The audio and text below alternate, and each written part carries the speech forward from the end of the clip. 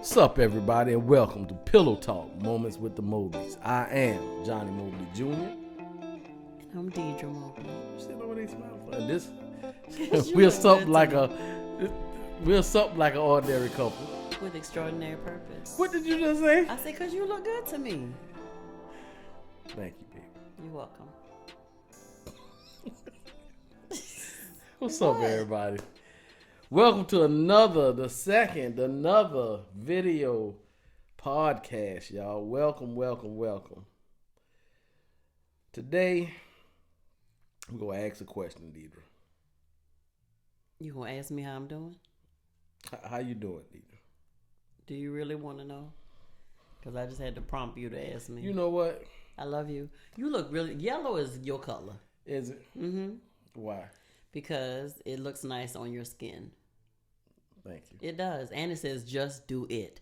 What does it, who is we it? We just had this before we aired. Right. We just had this conversation. Just do it. What's it? It is whatever Deirdra. It is. Just do Deirdra. Okay, that could be it too. I know. It could be it too. All right. Hey, husband. Happy day. You good? I'm fine, baby. Do you see what my shirt says? Alvin Ailey. Yeah. Mm-hmm. What else? That used to be a dancer.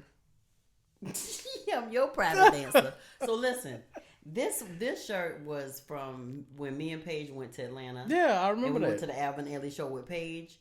Amazing time. If y'all have not seen them in person, I don't know that they're doing anything right now, but this trip happened I think last year. Yeah. Me and Paige flew to Atlanta, and we had a ball. The whole thing was done in Did Bridget go with y'all? Yeah. Me, Paige, and Bridget stayed downtown, and we went to the Alvin Ailey show, and it was, oh man, that was a great experience. Mm-hmm. It really was. And so this is my souvenir from it.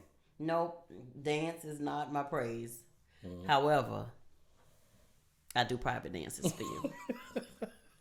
She do, and she gets paid very well. Okay, come on. Oh my God.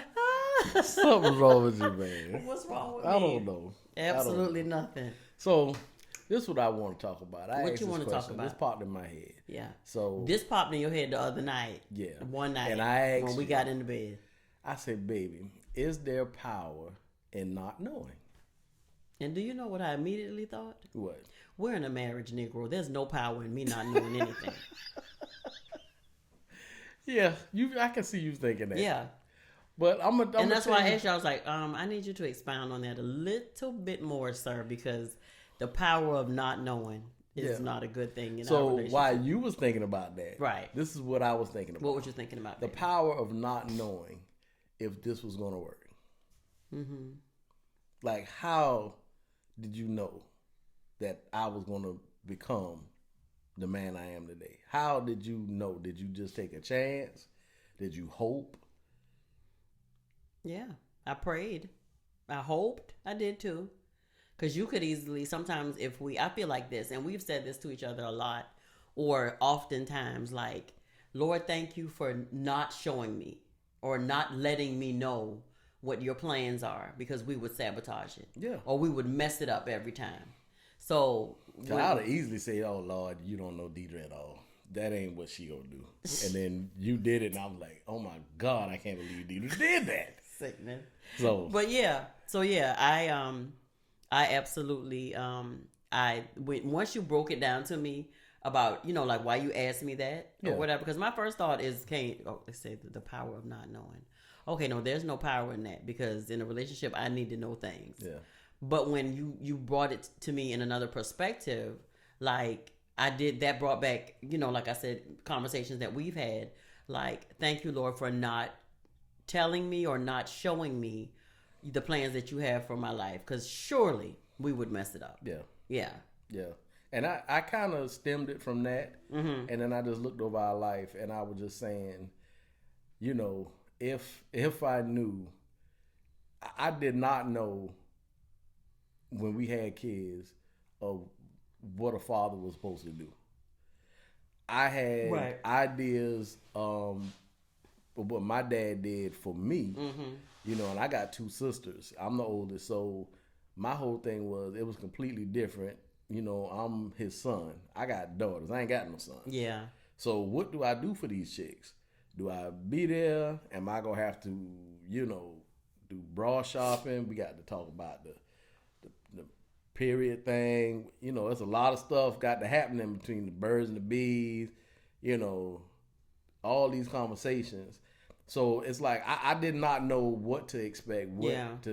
But the one thing that I know, what we say a lot is, especially with our children, with raising our kids, I think it was equally lessons being learned. The kids learning stuff from us, and we learning stuff from them. Yeah. So I think it was equally balanced because it was a lot of stuff that we learned from them. Yeah, we guided them and stuff, but you don't know. Yeah. You just don't know. So sometimes I just thought, I just said, let me ask this question. Let's discuss this a little bit. And you being the little researcher you are now. So by the time I said that, she done sent me about 40 little links. Well, yeah, I'm quite the dancing researcher now. Yeah, the dancing researcher. Going back to that private dance, I need to remind you about until we get done. You ain't got to remind me, girl. Yeah, I'm going to remind you that you are going to get a show tonight. Yeah, well, I appreciate that. All right. So me being the dancing researcher that I am, then it was the next day, you actually, after you mentioned to me, have you all ever thought about the fact that there's power in not knowing? Yeah. And so I looked it up and I found a blog on HuffPost.com, and the exact title of it was called "The Power of Not Knowing." And so I sent it to you, and you immediately responded, which let me know that it must have been real good, because you immediately responded and said, "Babe, this is good." And so at the beginning of it, it says, "Why are we so obsessed with knowing everything? While there's nothing wrong with knowledge and understanding, our insatiable desire to control stuff often gets in our way of being at peace in life." And so after I read that, I was like, there's some truth to that. There's a lot of truth to that. There's a whole lot of truth to that. Because there is nothing wrong with, of course, even the Bible says, get and ask for wisdom, knowledge, and understanding. You want those things in your life. But it also talks about, but we also, just because we're flesh, we have the desire to know things and feel like we can control things. But in the same token, I say, God, thank you for not revealing everything to us at one time. Like, when you're, as soon as you're born, you know what I'm saying? Or as soon as you can understand, or as soon as you get into adulthood, saying, "Hey, Deirdra, let me sit you down and tell you this. This is what your life is going to consist of. This is what it's going to look like. You're going to get pregnant at 17. And then you're going to get pregnant at 18. And, Johnny's not going to be around for a little bit. And then by 19, at 19, you're going to have a set of twins.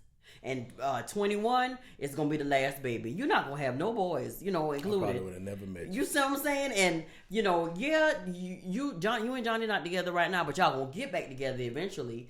And then y'all going to, be married. Y'all going to go through a lot of things. Let me, because look, Deirdra, 30 years. Y'all going to be together over 30 years. Y'all going to be married, y'all going to be married for 28 years. And, on and on and on and on. You see what I'm saying? Yeah. It would have been like, I would have been like, you'd have been trying to shift for stuff. What? Okay, Lord, all these babies and stuff in the beginning, we gonna reverse this and put this back here. So after the marriage and stuff, happens, then we gonna do all this other stuff, and then I'm gonna put it like this, and But I think there is peace in not knowing. Absolutely. I have to trust you, and granted, you've earned my trust, but we're at a place of trust now that I know who you are, so nobody can't tell me something crazy about you. Right. Type thing. Right. So, nobody from the outside can come and say nothing to me about my wife. Yeah. At all. Because for you to tell me something crazy is the saying that I don't know. Now, once me and you have a conversation, if I find out if anything's true, then that'll be a conversation with me and you will have. Right. But nobody from the outside can come in and say anything. But I have a overwhelming peace that you're my wife and you're only my woman. Period.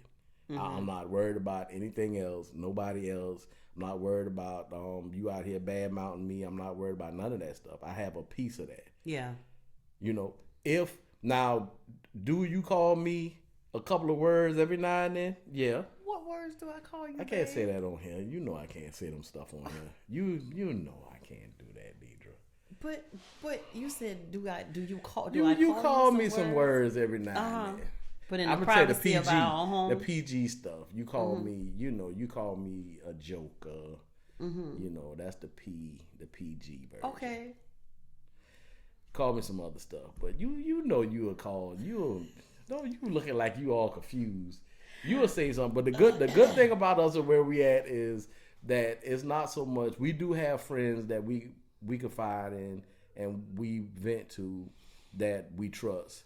But it's not like 50% of stuff, you know, I tell my friend and then 50% I tell you. Most of the time with us, we just trying to pick the right time and to actually sit down and talk. And then sometimes the emotions get overwhelmed and some stuff might happen. But I thank God that if that happens with me, then that's when a couple of words come out. You be like, joker, go take you a shower. Have you a glass of wine or something, go for a walk, but then come back and talk to me because you just need to get a little rest, honey. Well, yeah, in those instances I do, you know. Yeah. Call you something else, but it's never, you know, it's always loving. Yeah, I know it's loving. I know it's loving. But no, I just, you know, sometimes you be tired. You be tired. And so I just tell you, babe, I'm gonna just, you know, it's okay. I'm just gonna walk away. I'm gonna walk away, and I'm just gonna let you be all right. Because what you about to get is 2 taps to the throat. 2 taps to the throat. But yeah, so and vice versa, you know. But the not knowing part, and I have no idea where it came from, but I just am. What I thought to myself was, I really feel like there's power in not knowing. Because first of all, you know, just with us here, the not knowing, the relationship you have with God and not knowing, it's a lot of not knowing. That's a prime example. Yeah, it's a lot of not knowing when it comes to God. So you don't know a lot of stuff. Right. Now, reading is fundamental, and you know, most people say if you want to hide something from somebody, you put it in a book. Because they ain't going to read it. Yeah. So you gain your relationship with God. You stay connected with God through not only praying, but through reading the Bible. But it's a lot of stuff. It's a lot of stuff that's in the Bible that you can find out about God. But then there's a lot of stuff that you just not going to know. You got to trust Him and have faith. Yeah. You know, and us as people who are Christians, they some really believe in that. Others say they believe in it, but they anyway, that's a whole nother story. But what I want to say is the power in the not believing, that's big in that, but the power in not knowing or not believing? Not knowing. I'm sorry. The power in not knowing is big in that, but the power in not knowing in our everyday life sometimes is good. When we were purchasing the house, the process, a lot of the stuff we didn't know. Right. It was issues going on backstage, everything. And our realtor, being the phenomenal woman that she is, she basically said if it was something that y'all needed to know, we would have told you. Yeah. It wasn't nothing that y'all needed to know. Now. And then when we found out, she would come to us and say, let me tell y'all what's been going on. Yeah. But this is how, you know, the Lord has fought for y'all and things. This is the outcome of it. So, people who want to know everything, are they considered to be controlling? That's a question to me. I'm asking you. That's what I feel like. Like we want to be controlled, to control everything, to know everything, to be able to control everything, every and anything, but also to feel like, I can maneuver this for this to go this way and not go that way, or for this to happen and that not to happen. So I need to know everything. Yeah. Basically, that's what it is. But let me share with you what some of what this article is saying, because it was interesting. There were a couple of things that came up that I believe I sent you, but this one was the most interesting. It says, "Do you like to know things? Would you consider yourself a know-it-all, controlling, or anal in any way? All of these things, among many or others, apply to me and many people around me. Why are we so obsessed with knowing everything?" Like I said, while getting wisdom and the knowledge and understanding is good, we have an insatiable desire to know and control stuff, and it often gets in our way of trying new things, going for it, and being at peace in life. So what I think about when that's said is, even with the podcast, that we knew nothing. We ain't know nothing, absolutely nothing. But because we didn't know anything, that didn't deter us from not trying it. Yeah. Or from not trying this. And here we are, almost, this is a year later. Because we started taping in October of 2019. Did we? Yeah. And it's October of 2020. Wow. Yeah. So there were things that we didn't know. There was a lot that we didn't know. There's a lot that we still don't know. But we were like, okay, God, so this is what we think we have a desire to do. And this is what we have. And, okay, so we're going to need help. You know what I'm saying? Yeah. And I know that you can attest that every step of the way, he's been provision. Yeah. You know what I'm saying? So it's like, okay, God, if this is your will for our lives, if this is something that is on the path that you have for us, but not the path that we have for ourselves, then bless it. Yeah. Because we're going to say yes, even though we don't know what this entails. Yeah. Yeah. So. That's crazy, man. Yeah. A year. Yeah. That thought just came to my head. We're starting taping in October of 2019. And let me tell you, how the power of not knowing made us wise. Because we didn't know the media part of it. We didn't know the recording, all the antics that went into social media and everything. Mm-hmm. We prayed for God to send somebody to us that knew that. Mm-hmm. And even with that, we were prepared to learn. Right. Which we still are learning, but we were prepared to learn a lot of stuff. Yeah. But it was almost like a 2 parts of a dinner that need to be put together to make a great combination. Mm-hmm. So that's basically what happened. You had, the media team here, Swadium, and Moments with the Mobleys. We came in and then we put it together, and then we began to move forward.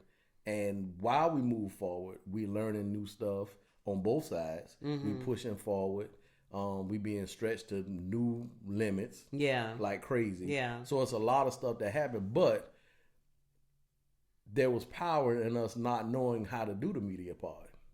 Right. Because that took us to God to pray, and then God sent us somebody. Why are you looking at me like that? Because I was waiting for you to but pause. You had a no, I was waiting for you to pause in that to say that he sent us.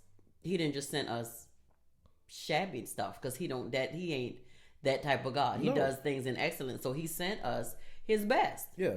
And so because we had a willingness, and like you said, a total not knowing. This is an area that we had no inkling about. No. We know about this right here. We know about counseling. Right. We know about helping people. We know about all that stuff. Yeah. And we know what our story is, our testimony is, our, wins, our, lessons and all that stuff. But we didn't know the whole aspect of how to put it out there. Yeah.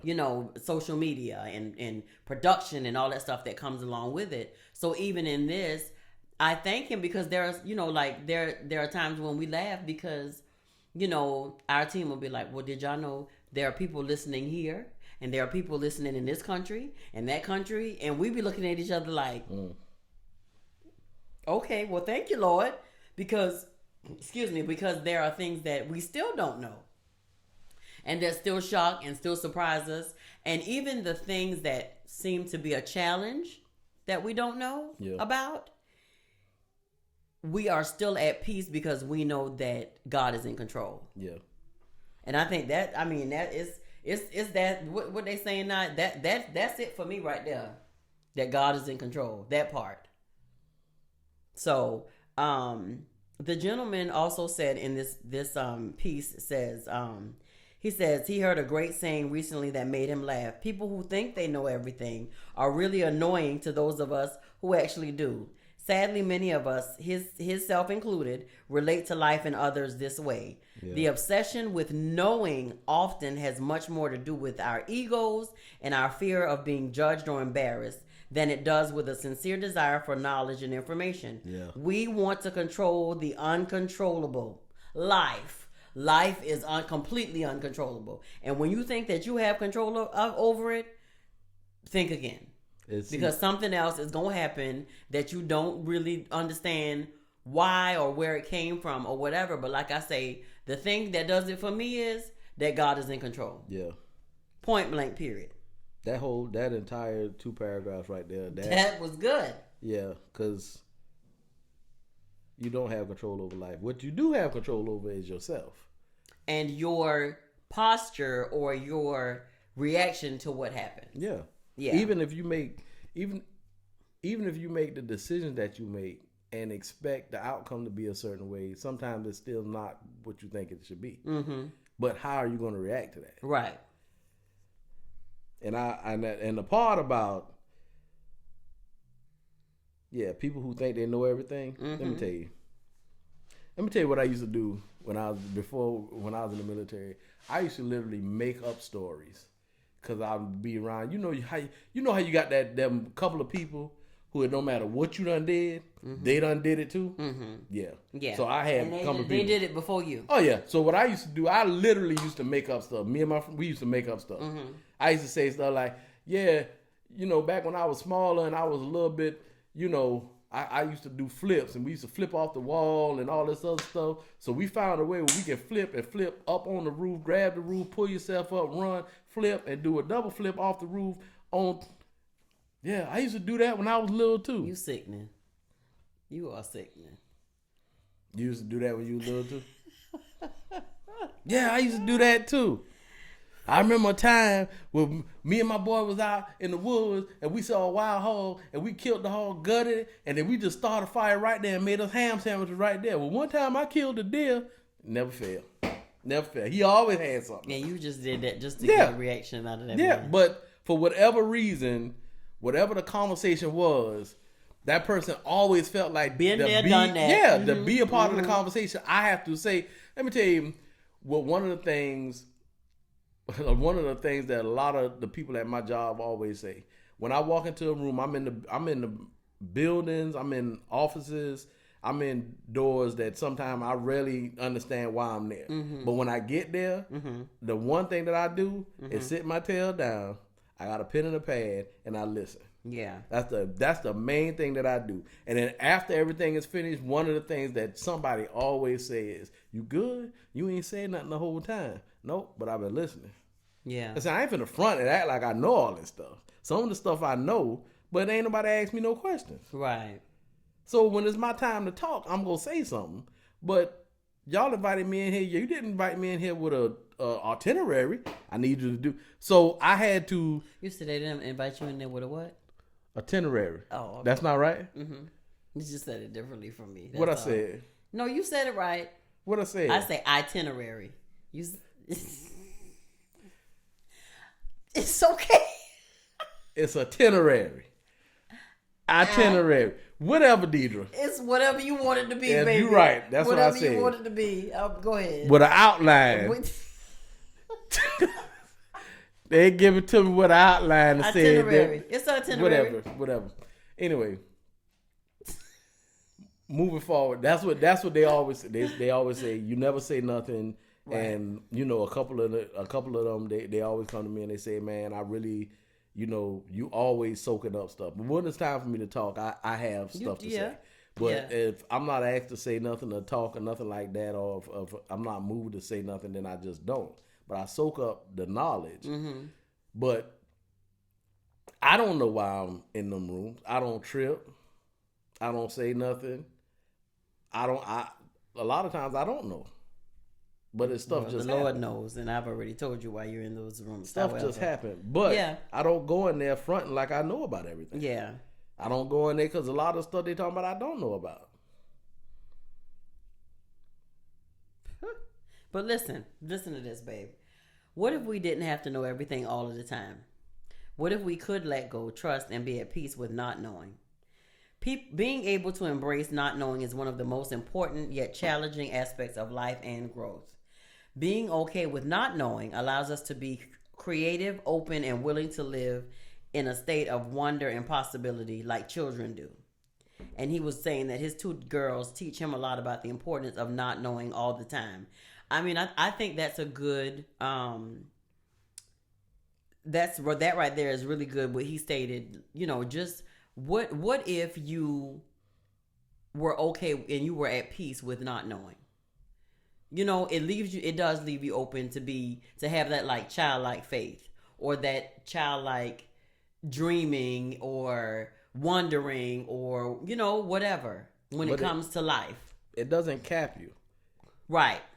No, wanting to know is a characteristic of control. Mm-hmm. So having control is always wanting to have something that where you know everything, that you'll be able to move and stuff, that you prepared for it, that you know what you're supposed to do. It's supposed to be these boundaries, and not knowing, you're not stressed with having boundaries. Mm-hmm. You can be creative, right? You can develop something that you could possibly never had before. Yeah. So it does not limit you. When you know stuff, you try to answer all the questions. But when you don't know some things and you just ask to do something, then sometimes jumping out there, it gives you that freedom. Yeah. So it says here are a few things that you can do to enhance your ability to not know in a positive and beneficial way. 1, let go and surrender. Take your hands off the wheels and trust that you do not have to know, that you do not have to do and know everything in order to succeed and be happy. Mm-hmm. That's a true statement. You don't have to know everything to be successful. Yeah. We all will never know everything. And that's the thing about it. It was not meant for you to know everything for you to be successful. Yep. When you let go, peace and freedom can show up authentically. This can be much easier said than done for most of us. It is. And it's a practice which is all about trust. Which is all about trust and not being attached. Yeah. Yeah. But how many of us can truly say that that's what we can practice or that's what we can try to put in place? Because a lot of people, like you say, it has to do with ego, but I think a lot of people, it has to do with the fear. Yeah. Because embarrassment. Right. Because of your title, because of who you are, because of who you done lied and said you are, or whatever the case is, how you have a persona that you have to stay in. And I mean, it's just a lot. Yeah. It's just a lot. Yeah. Admit when you don't know. Lord Jesus. Stop pretending that you know stuff you don't know. It is stressful and annoying and anxiety producing. We weren't supposed to know everything. None of us do. The easier it is for us to admit we don't know something, the more likely we are to either learn it, let it go, or ask for help, or be at peace about it. Simply be at peace about it. Yeah. This is all about having a deep sense of self-acceptance and self-appreciation, and that's the core of it right there. Because you don't know who you are. Are you comfortable in your skin? Right. You got to put on this, what do you call it? Facade? That's the word? Mm-hmm. Facade. Boop! I got it. See, you was just trying to let me sit out there. You talked about my itinerary. Person, not person. Itinerary. You are absolutely out of control. It's an itinerary. I say itinerary. We gonna talk about that after we done. We can talk about it now. Let's talk about it right now. But I think a lot of people in that, for me, it's like that kind of irritates me. It really does. For somebody that don't know what they talking about. And you listen to them talk. And inside I'm going, that don't even look, sound I'm right. Going, hush, hush, hush, shut up, hush, hush. Because you don't know what you're talking about. Yeah. Obviously, you don't know what you're talking about. And and especially when I'm trying to tell you about what you don't know. Right. And you trying to tell me that you know what you know, and I already know that you don't know what you know, because in every situation, like you said, you always try to present yourself as this person who knows everything. And I promise you, Johnny, you don't. I be like this. You don't have, in my mind, it be going like this. The voice in my head be going, you don't know what in the world you talking about, but you going to stand up here in front of me and just say it because you think that I'm going to trust what you're saying. Mm-hmm. I believe nothing that's coming out of your mouth. Do you understand the words that are coming out of your mouth are not the truth? Because you don't know what you're talking about. But you're going to stand here and think that I'm thinking that you know what you're talking about. And for me, guess what that does? That ruins your witness, because I don't believe it. So, I'm going to tell you, I'm going to trip you out. So, what? Oh, man, I think it was probably about 2.5, 3 weeks ago. Mm-hmm. Me and my friend, me and him, we went into Lowe's. And we went to go get some material. Mm-hmm. And, we went to get some material to make the panels. Uh-huh. And when we came out, both of us was tired. We just got off from work. We went in there, spent a little time in there, had a little fun, came out. And we was approached by this brother. Mm-hmm. Now, he wasn't from here. He was from Ireland. He had an accent or whatever. Just came up on us. And this is the thing. He walked up on us and just started talking randomly. Wasn't invited into a conversation or nothing. He didn't ask us about nothing. He just walked up on us, and because he was black and we were black, I guess he felt like that gave him a permission, because if he said something about blackness and all this other stuff, that he was go. So he just started talking about how many people are in America, black, African American, white folk. He just went on this big rant about all this stuff and saying that basically, and me and my friend, we never talked about it. Right. We chat about it a little bit, but basically what he was saying, this is what I got of it. He said, we think, black folk think they doing stuff, but they ain't doing nothing because we didn't put Obama in the office. The white folk did, because there are more white folk in America than black folk. Even if every black person voted, even the small babies or whatever the case is, then we still wouldn't have been able to vote Obama in. So some of the stuff he been saying might have been true. We didn't know. Right. Not in detail like that. But y'all never invited him up to have a conversation? Never invited him to have a conversation or anything. So the entire thing, he said all this stuff and he was saying everything. But at the end of the day, I wanted to ask him if we had time, because he talked to us for a long time. And I think me and Jay checked out at some point in time. We were just standing there to make sure Buddy wasn't go try nothing. Right, right. But he said what he said. But at the end of the day, my whole thing is, he got. I'm not gonna sit here and not believe that black people don't have power, because we do. We do, absolutely. We're very smart, and we do have power in a lot of different things. Yeah. Now, just like people, period, and that's across the board, you have ignorant people everywhere that think they know stuff. They have theories of why they think certain things happen. But my whole thing with this entire thing was nobody asked him for nothing. He said what he had to say, and then literally walked off. Like, no exit, no nothing. He just said what he had to say, and he just said, and then walked off and went in. And me and Jay stood there and looked like, what just happened?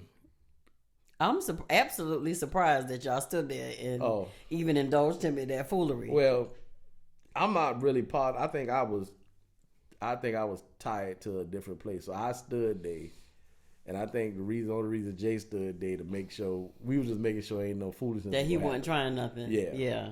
But when he walked off, we was really expecting something different at the end, I guess. I don't know. I was expecting him to say something like, yeah, so this is what I got. We need $10 from all, we raised the money nothing. For this He just said that.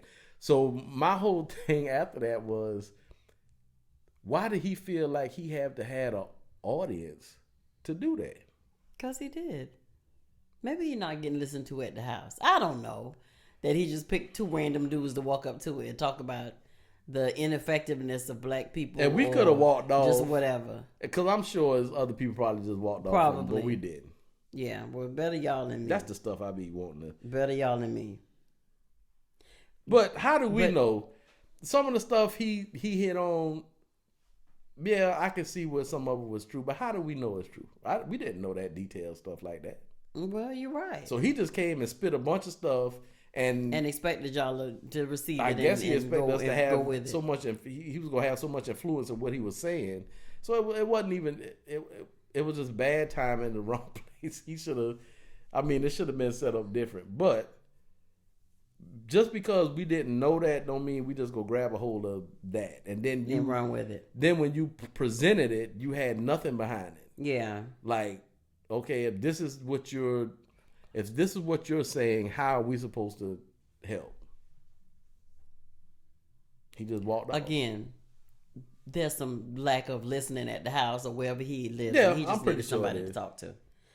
And again, they probably know that he won't admit that he don't know a lot of stuff or whatever. And the stuff that he do think that he know, he wanted... maybe he wanted to feed it to the world. And I was thinking to myself the whole time, I said, this cat don't know who we are. He had no idea.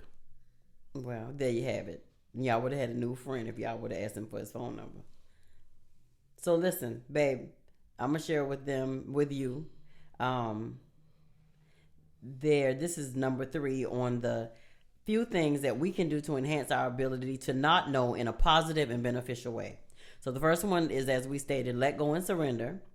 Admit when you don't know. Number 3 says, seek out things you don't know. Look for things, find stuff, and take things on that you don't understand, know about, or think you can't do. Doing this builds confidence, challenges us to expand ourselves, and gives us practice at hanging out in the unknown and uncertainty of life. So listen, babe. Point 3 for the things on the list of things that we can do to enhance our ability to not know in a positive and beneficial way. Yeah. Seek out things you don't know. So look for things, find stuff, and take things on that you don't understand, that you don't know about, and think you can't do. Doing this builds our confidence, challenges us to expand ourselves, and gives us practice at hanging out in the unknown and uncertainty of life, which is where most real growth, change, and transformation can take place. What I think about my example for me in the seek out the things you don't know was me writing that chapter in that book in the co-author project. Because to be honest, like I told you at first, I was like, "Oh, who, me? No, that ain't what I do. I'm good. I'm gonna just support y'all, you know." But because in actuality, it did challenge me. It expanded me. It helped me to, I think, deal with some old emotions that I hadn't dealt with before, which in essence pushed me to there was growth. There has been growth. There has been change. There has been a self-awareness that wasn't there before. And so that's how I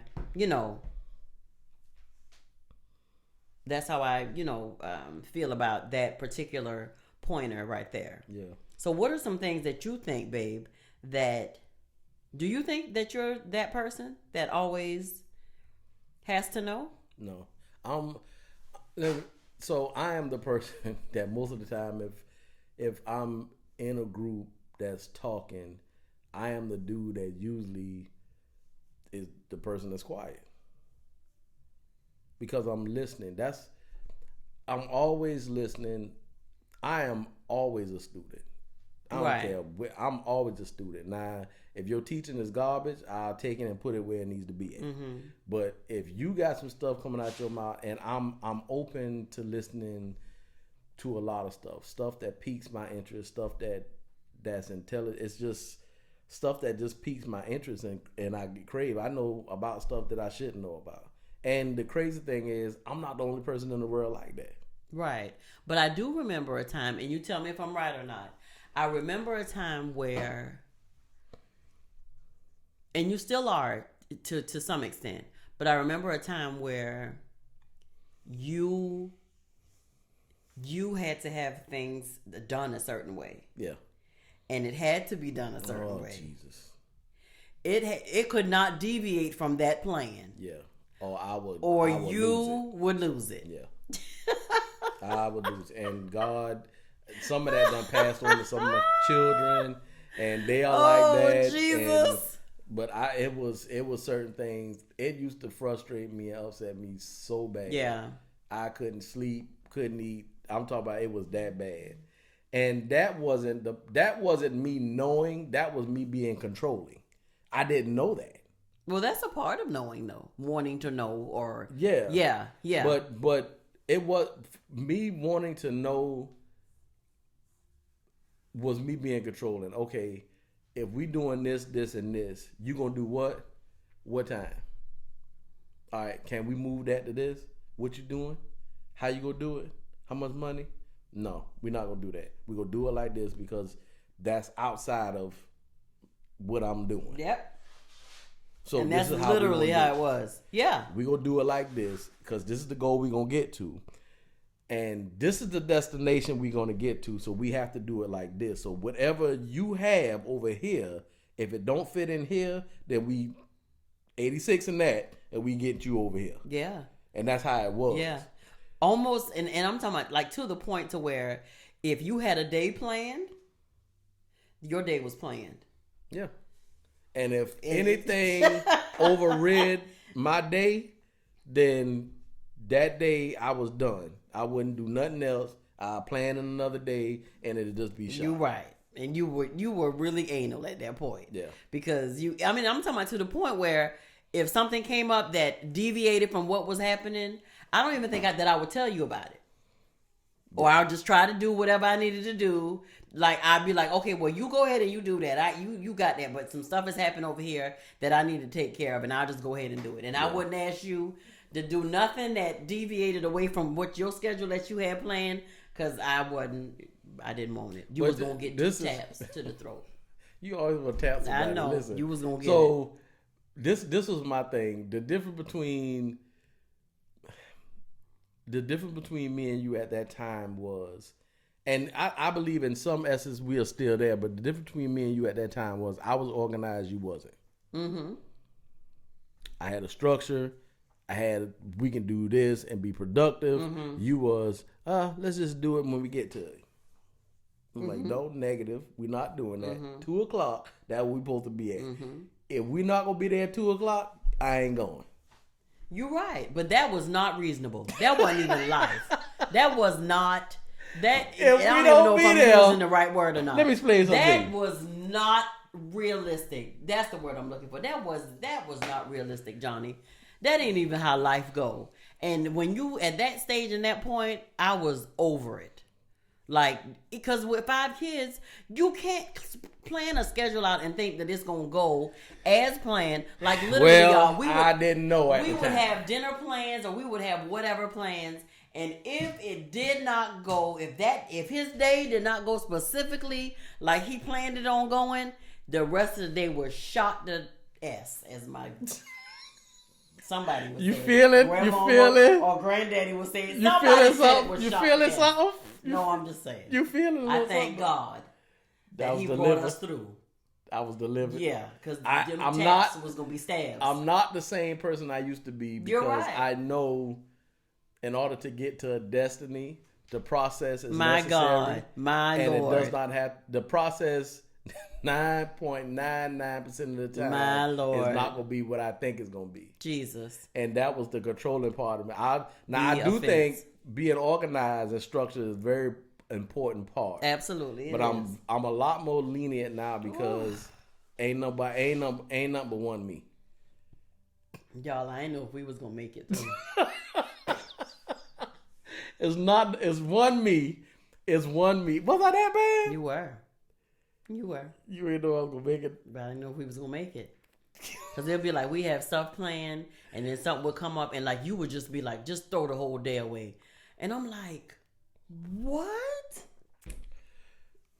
So just nothing can't happen, and you would, and for a while I would be like, okay, well I guess this is not gonna happen, or I guess we're not gonna do this, or I guess and then it just turned into, all right then, well we gonna see you later, cause you was a straight party pooper. I don't think I was a party pooper. You were.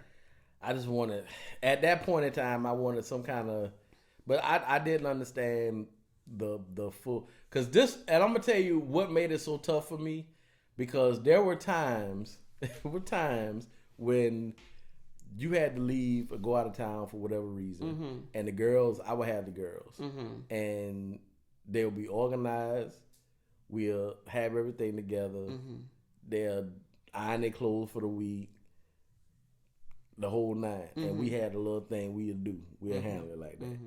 Little did I know them chicks was playing me, because they would do that when I was there by myself when you wasn't there. But when you was there, they did other stuff. So they did it to appease you. Did it because they get their behind. And they did a great job of it. But as soon as I came back, it went back to the regular. So I probably schedule stressed program. them out too. You stressed them out too. Well, listen. Regardless of that, some of them girls done picked up on that stuff. Some of them girls done picked up on that stuff, and they good, but don't let it control you though. Don't let that be in control. But I've learned, I've come a long way. Absolutely. And it took a lot for me to say that I was controlling, because I felt like somebody being controlling would always have to be something of. You're beating on. Some abuse. No, he wouldn't beat me, y'all. Because this was guess what? Mental. We wouldn't be here. It was I guess it was somewhat of a mental abuse. Was it? No, not to that point. Well, you said you was gonna leave me. Why you was leaving me? Just because, not that it was, and I was just playing with that because you with me forever. Oh, as long as you know that. Forever. So it wasn't to a point that we weren't gonna be together, but it was just to a point to where, okay, babe, you've got to understand that things aren't going to always go as planned. There are going to be kicks and kinks, and it's life. And things ain't going to always go like you want it to go. But every time. And so you got to be okay with that, because guess what? And to get from here, from one place, one starting point to a destination, the Lord can take you around the world, back, over here on the other side of the world, back, up, down, north, south, east, west, to get you right there. Get you right there. But this wasn't Jesus. This was you. No, behavior wasn't brought on because of me. Yeah, because I say we gonna do this, that, and the other. This is what we need to do to get there. And something would come up that was beyond my control, and you would still be that way. What about the times nothing came up beyond your control? So you saying I was the catalyst? So everything always came up? No, not everything, but a lot of things that I had no control over either. All right. But keep this camera rolling for evidence, because I'm about to tap him. Anyway. Right there. Come here, let me touch your throat. No. Come here, let me touch your throat. Anyway, what? We've learned a lot over the years. Yeah, we have. And I get it now. The power of not knowing, I don't think it makes you weak. I think it gives you a freedom. The power of not knowing can actually help you identify what you really don't know. Yeah. To where you can go and do research and find out about it. The power of not knowing can expose you to something that you never knew you wanted to do. Right. So it's a lot. Right. It's a lot that can come with the power of not knowing. You know, the power of not understanding and knowing how a marriage and a relationship should be. How we needed to create our own recipe for how we needed to do stuff. Yeah. You know, all this stuff had to happen for us to get to this place. So the power of not knowing, now we good with it. So what's something that you think that's out of your comfort zone that you don't really know about that you think you would try? One of our friends jumped out of the which you had to remind me that wasn't unknown to you. Yeah. But would you do that now? Yeah. I don't know that I would. No, you said the other night you wouldn't. You talking about you don't know. Don't try to get on this camera and talk about you don't know if you would. You said no. Don't you uncover me like that. You said you wouldn't. Well, and I'm saying now I won't. I don't think that I would. I won't. If you want to go with me. If you want, I'm going to follow you even to the ends of the earth. But I don't know. Listen. Even when we went to Miami, we rode. You're right. You went on out there. Lie back, y'all, you went out there. I want y'all to know. I want this witness is gonna come out of my mouth. Do y'all know this man had me in the middle of the ocean on a jet ski? I did have a life vest on, and I had the key thing around my arm. But this man had me, and it was a storm coming. So I remember we had to wait a couple hours because they weren't letting anybody go out. He said, well, baby, let's go. And I'm thinking in my spirit, y'all, because I was talking to myself. I said, thank you, Lord. Thank you, Lord. Thank you, Lord. It's finna rain. The weather finna act up real bad, and we're not going to be able to go. And the man said, but wait a minute, y'all. Come back in about an hour or so because the weather is not supposed to last long. The wind's not supposed to be high long. And so if it dies down, we're going to take people out. And in my mind, I'm going, shoot. We went and got something to eat, came back, and I said, babe, I just really don't think I need to go with you. He was like, no, you going. You going. And I was like, okay, well, I guess I'm going. And we went and got on those jet skis, and I was scared out of my mind. The whole time? No. Like when we first left, like I was like, I'm on this jet ski. I can't control what's about to happen. I'm going to die. I'm going to die on this water. I'm going to fall in this water, and this shark is going to eat my leg. What shark? I don't know.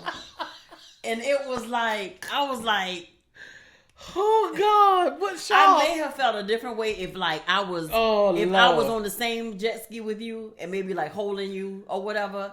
But the mere fact that I was on one by myself. Yeah. And I was driving it. This was on me. Yeah. If I flip this baby over, it was on me. I'm going to flip it over. The motor is up under it. It's going to cut my arm off. What's going to happen? Johnny, I was scared, and I could not tell you that I was scared. And I was like... You know when the motor is up under it, I was like, you know off. how these freak accidents happen. And I'll be like, Lord...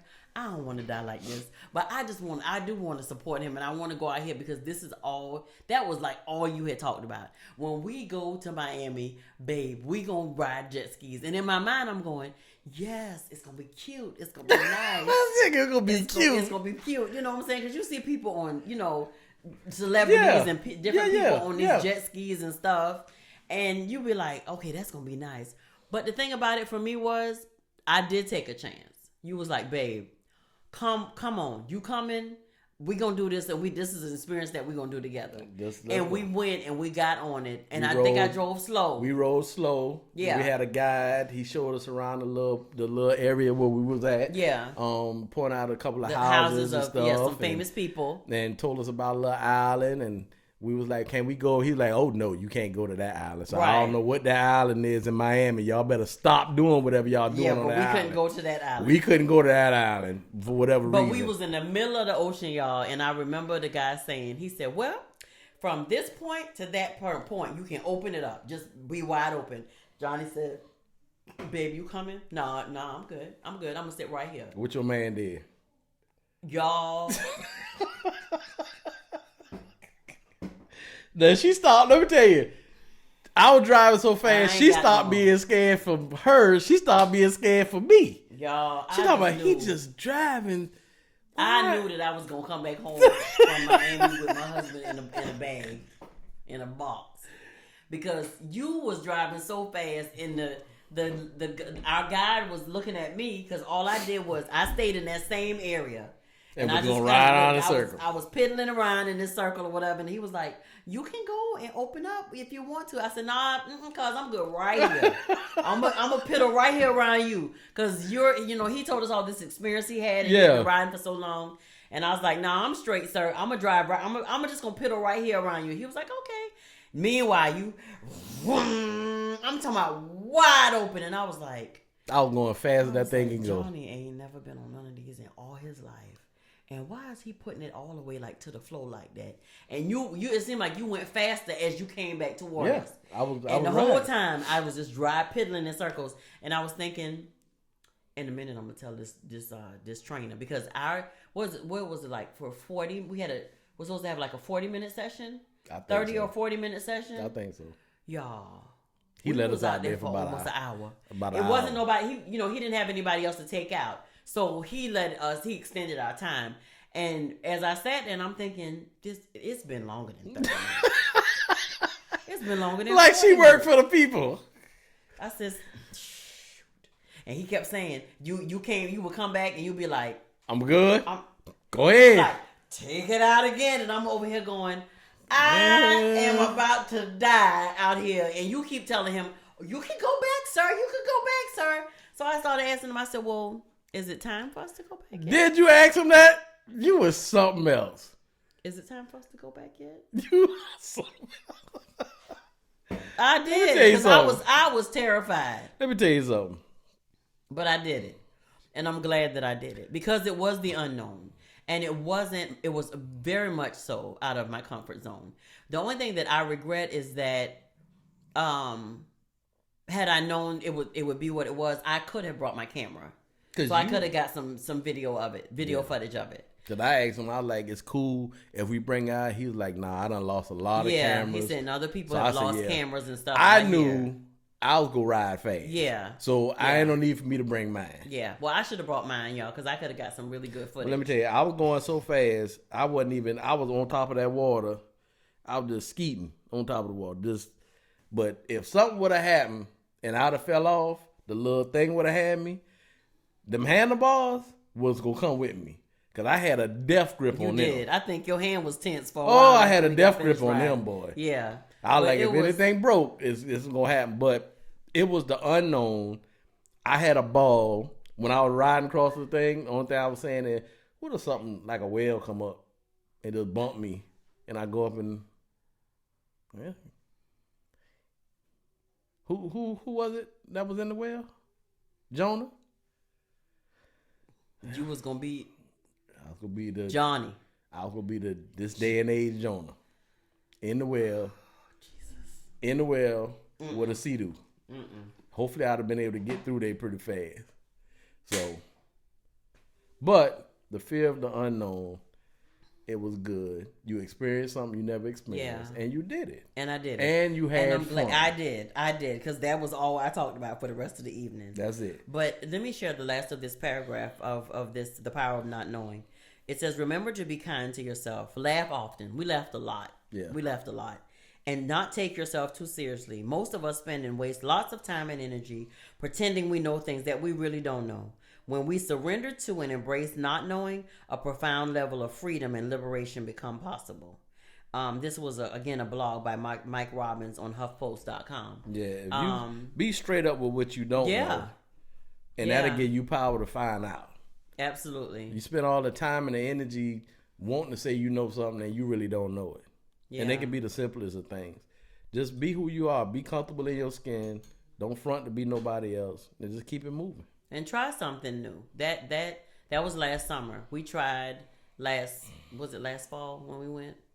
Yeah, because it was last September. And we gonna go not bungee jumping, but we gonna go jumping out the plane. My friend, she got my back all the time. He's going. I got his back from in the plane. Listen, we appreciate y'all watching today.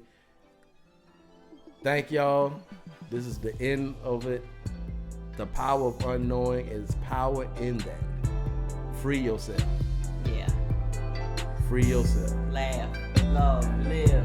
This has been Pillow Talk, Moments with the Mobiles. I am Daddy John. I'm Johnny Mobley Jr. And I'm Just Do It Deirdra. And we are something like an ordinary couple. With extraordinary purpose. Peace out, y'all. Night, night.